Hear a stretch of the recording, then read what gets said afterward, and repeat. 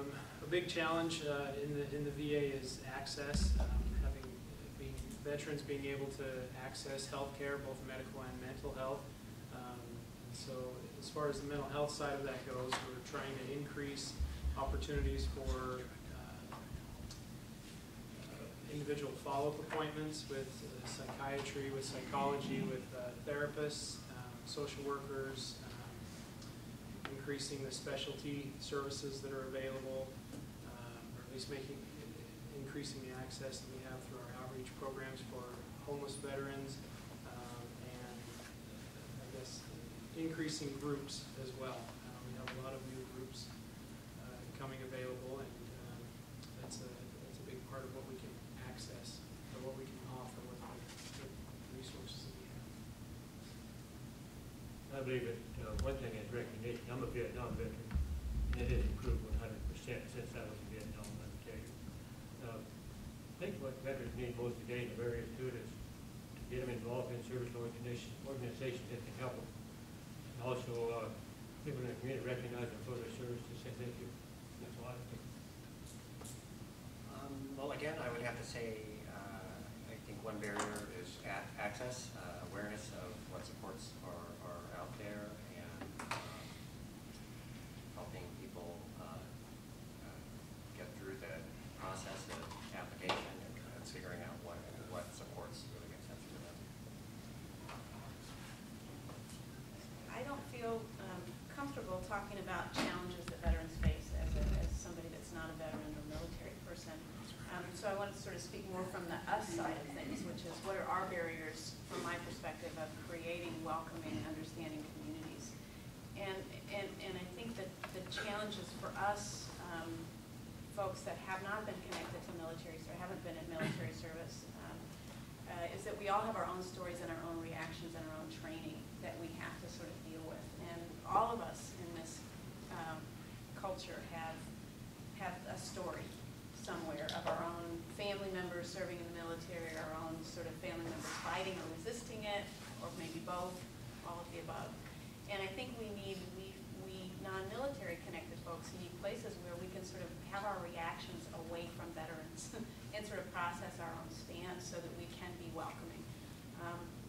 I think veterans come home to a community that has struggles, veteran-related notwithstanding. We have a difficult economic situation. We have a difficult jobs and housing situation for lots of our community members, and veterans become marginalized as they re-enter our communities in ways that have them similarly affected. And we have services and service providers that are actually divided from each other. So we have veterans-specific, veteran-informed services, and then we have all of those other social services. And there seems to be sort of not a lot of good conversation and connection across those lines. And we could all get better at understanding each other's offerings as well as struggles and challenges.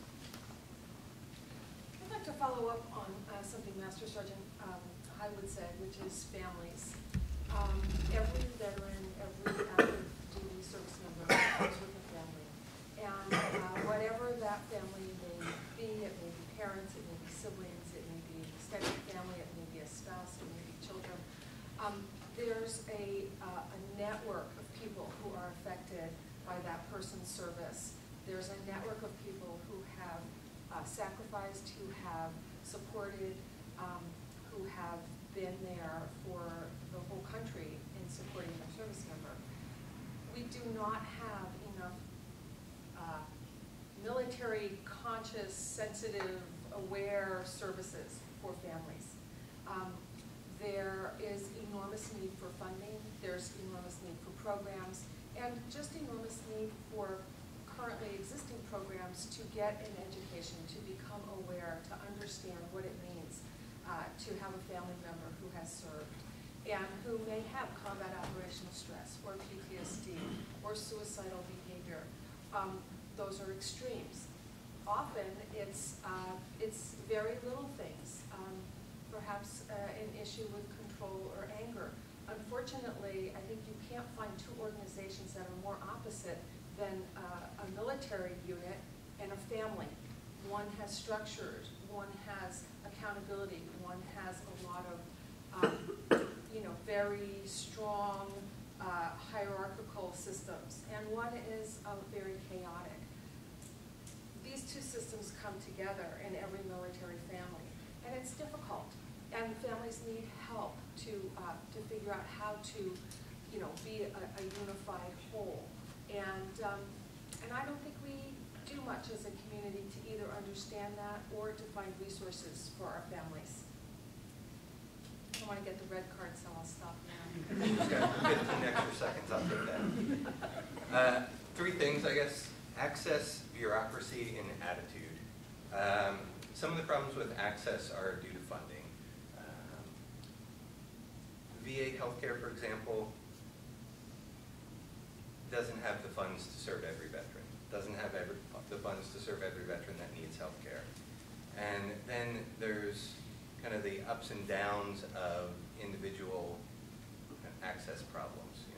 If the eligibility office in Roseburg that processes enrollment forms loses staff, they're operating very close to the bone anyway, they lose staff, there's a bottleneck there just to get access to benefits that the veteran is entitled to.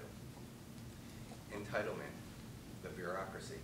Every single thing, every single benefit that the VA provides is regulated. There's eligibility criteria for every benefit a veteran seeks. So just accessing VA healthcare, they have to satisfy eligibility criteria. Once they're in VA healthcare, if they want something like hearing aids, they have to satisfy eligibility criteria. That's the healthcare side of the house. The majority of my work, though, is for the benefit side of the house, VBA, Veterans Benefits Administration. Every single benefit that they adjudicate or administer is based on eligibility criteria. Veterans have to basically show that they're entitled to any benefit that they seek. And that's where attitude comes in. Again, from an outside perspective, the attitude that the military instills about one's physical or mental health is pretty much the polar opposite for the attitude that you need to have had to be successful in the VA claims process. The VA is going to only provide disability benefits if the condition is well documented in service. From an outside perspective, that seeking health care while you're in the service is not really encouraged. And so that creates a lot of roadblocks after the facts when we're trying to get them benefits. Probably one of the biggest challenges I can think of for returning veterans, which actually kind of covers a broad spectrum, is fear of the unknown. Basically, like, am I going to be the same person? Is my family going to look at me the same? Am I going to be able to find a job for my family? Am I still going to get along with my friends? Probably more importantly, am I going to act right when I get back to a normal community? Am I going to be able to keep my cool, or am I going to start flipping out on the first person that I see that looks at me funny? So I think that's one of the biggest challenges, is fear of the unknown. And like I said, it does cover a whole broad array of problems with anything.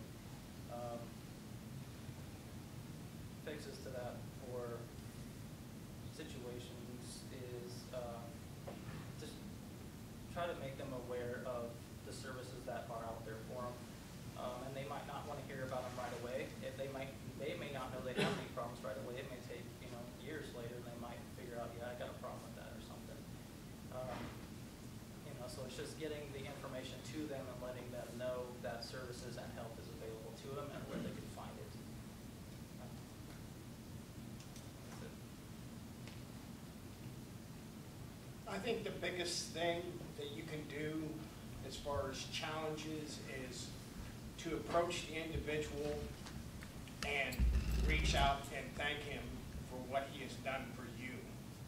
Because when an individual comes back from serving and he has PTSD or something in that format, I've noticed when I was working at the workforce in Eugene that there were some homeless veterans living out behind the workforce in the field.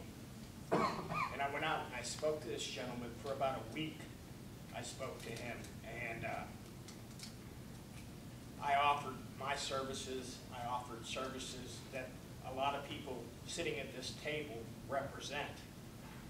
And it was 3 months later after he came back into the workforce, and he thanked me for helping him get centered. And I think just by reaching out to the individual, you can make them feel more at home, because when they come back, sometimes they don't feel at home. They feel lost.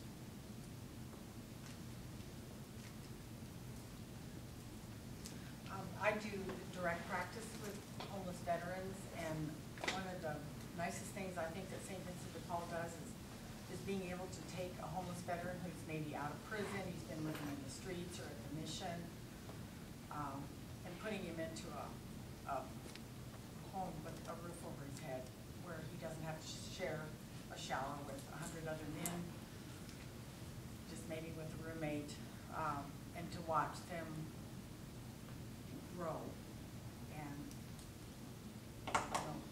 deal with their mental health issues, their medical issues. One of the biggest challenges I see with working with them is the emergency health care. They have to go to Roseburg or Portland. It would really be nice to have something up here for them. I think the VA clinic over there is really overworked. Sometimes they can be really sick and can't see a doctor for 2 or 3 weeks. And that's one of the challenges I see. Just kind of going in with Elaine, currently we're serving 50 veterans in our program. We just added 4 more units at the land building on Friday. So we're up to 50. And that doesn't even touch the amount that's needed. We need more low-income housing for veterans in this community. Along with that, on top of just putting veterans in housing and forget about it, we work with them on a weekly basis through case management. We work with them on setting goals, looking for employment, going to school, whatever that goal is that they want to set.